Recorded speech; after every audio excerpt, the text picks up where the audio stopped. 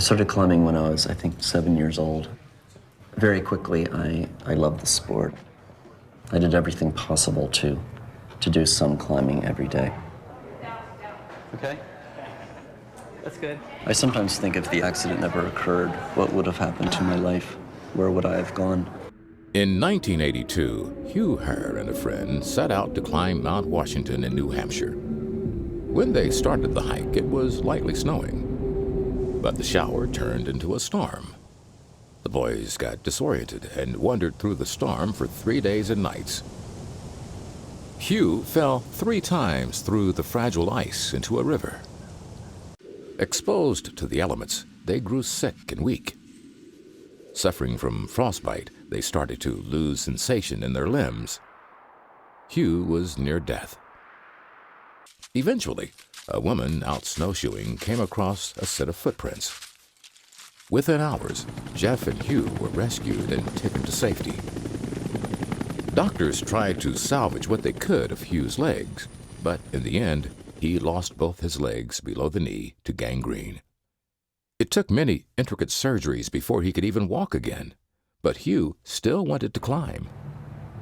It occurred to me that the legs that were given to me were designed for the horizontal world, for walking.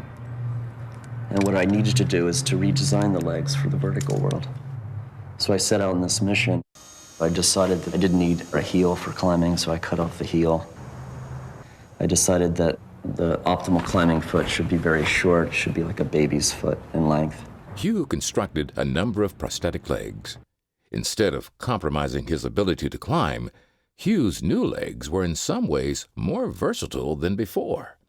I began actually ascending rock faces that I could not have ascended before the accident with biological legs. Some of my colleagues in the climbing world accused me of cheating, which was music to my ears, because to me that meant that they fully accepted my physical difference.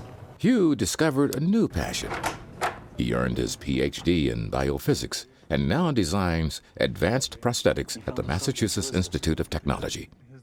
He's now working on getting muscle tissue to survive outside the body, perhaps to power an artificial limb. He's developing ways to allow the brain to manipulate a prosthesis. He's even looking to the animal world for design ideas. The problem of developing an artificial leg is very difficult.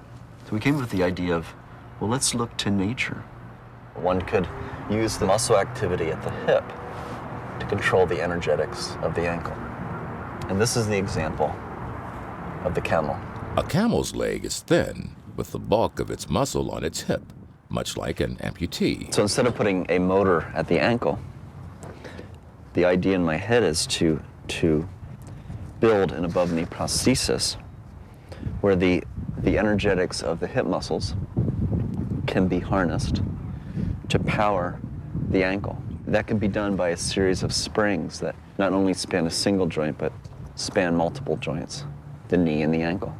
Hugh's camel leg takes its first steps across a computer screen. The implications of Hugh's ideas are astounding. If his ideas are implemented successfully, they could represent a revolution in the field of prosthetics.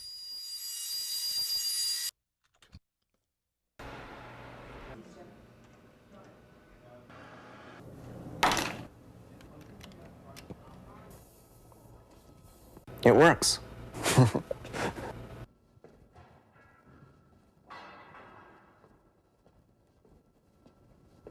We're at the brink of a new age. I could imagine in the coming years a prosthesis that will enable an amputee to run faster than is possible with a biological leg.